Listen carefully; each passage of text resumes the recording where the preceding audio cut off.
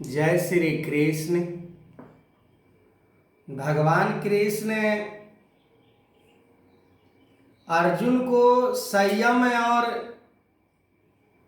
धैर्यवान पुरुष के बारे में बात करते हैं कि संयम रखने वाले मनुष्य, मननशील मनुष्य उस समुद्र के भांति होते हैं जिनके अंदर कई नदियां मिल जाने के उपरांत भी वो कहीं बहकते नहीं हैं। उन नदियों के जैसे कि बरसात के मौसम में यदि बारिश से नदी भर गया तो इधर के उधर वो छलांग मारना शुरू कर देते हैं, यानी वो अपने मर्यादा को भूल जाते हैं, मर्यादा की सीमाओं को लांघ जाते हैं। पर समुद्र की ऐसा फितरत नहीं है। वो चाहे कितने भी नदियों का पानी उसके अंदर मिल जाए, पर वो अपना संयम और सजगता, धैर्य, मर्यादा को नहीं छोड़ते। ठीक उसी प्रकार मननशील मनुष्य, संयम युक्त प्रवृत्ति वाले मनुष्य संसार की दुनिया के कितना भी उनके आगे भोग पदार्थ आ जाए, भोग करने के लिए साधन प्राप्त हो जाए, पर वो उनमें वो नहीं उलझते। वो अपने सहज चाल, सहजता से संसार में विचरण करते हैं। संयम को छोड़ने वाले प्राणी कभी धैर्य को प्राप्त नहीं करते। अभी दुख पीड़ा हो रहा है, संयम को छोड़ दिया, पर जो संयम से युक्त होते हैं मनुष्य, उनका विश्वास परमात्मा से जुड़ जाता है, क्योंकि सांसारिक पदार्थों में वो सुख को नहीं देखते। संसार के अंदर वो सुख को नहीं ढूंढते। वो वास्तविक सुख को प्राप्त करना चाहते हैं, जो कभी खत्म नहीं हो सकता है, जो कभी नाश नहीं होता। मननशील प्राणी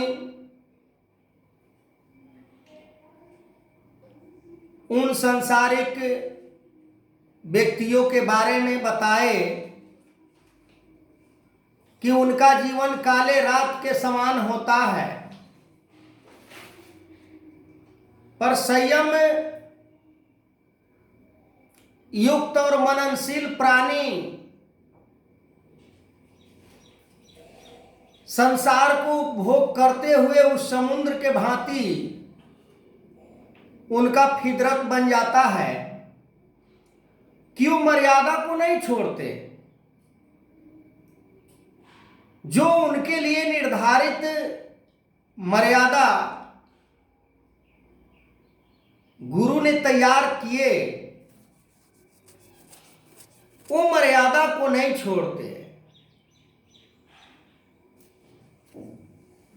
संसार के चीजों को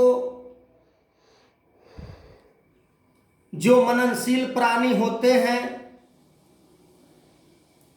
संयम युक्त प्राणी होते हैं, वो संसार को महत्व नहीं देते। वो परमात्मा को महत्व देते हैं अपने जीवन में। वो परमात्मा को प्राप्त करना चाहते हैं अपने जीवन में। वो परमात्मा के आदेश में जीवन जीना चाहते हैं। पर आज संसार में प्राय देखा जाता है कि केवल नकल बनाया जा रहा है, नकल किया जा रहा है। भक्त के श्रेणी में आना चाहते हैं, पर उस नदी नाले के समान उनका एक पल भी मर्यादा में उनका जीवन नहीं होता। वो रुपये पैसे धन दौलत को ही महत्व देते हैं। वो मननशील संयमशील प्राणी कतई नहीं हो सकते। भगवान कृष्ण ने अर्जुन को मननशील संयमशील बनाने का प्रयास कर रहे हैं। धैर्य को अपने जीवन में वो महत्व देने की बात समझा रहे हैं कि परमात्मा की प्राप्ति में अनेकों बाधाएं आ सकते हैं। अर्जुन, किस रूप में कब क्या तुम्हारे सामने आएगा वो तुम समझ नहीं सकते। और ये भी बात भगवान कृष्ण ने अर्जुन को कहते हैं कि वो सब करता धरता मैं ही हूं, मेरे सिवाय और कोई दूसरा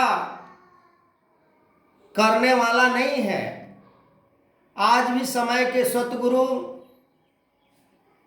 ये बात को समझा रहे हैं कि करन करावन हार तू सब कुछ तेरे पास, अंग संग तुझको देख के अवतार करे अरदास। तू राजा अधिराज है मैं दासों का दास। रात दिन एक बात को दोहराने का प्रयास की जा रही है, पर दास कह देना आसान है। एक महापुरुष बड़े टैलेंटेड अपने विचारों में फरमाया करते थे कि दास कहावन बड़ा कठिन है, दास को जौ का भूसी भी खाना पड़ता है, पर उनके आगे 56 प्रकार के व्यंजन को यदि रख दिया जाए तो भी वो कहते हैं कि कम है। कहाँ भाव है दास वाला, कहाँ भाव है मननशील मनुष्य वाला, कहाँ भाव है संयम वाला। स्वार्थी कपटी दम्मी कभी भी परमात्मा को प्राप्त नहीं कर सकते। स्वार्थ में जीवन जीने वाले, केवल अपने बारे में सोचने वाले कभी भी परमात्मा को प्राप्त नहीं कर सकते। यदि बात की जाए उस अर्जुन की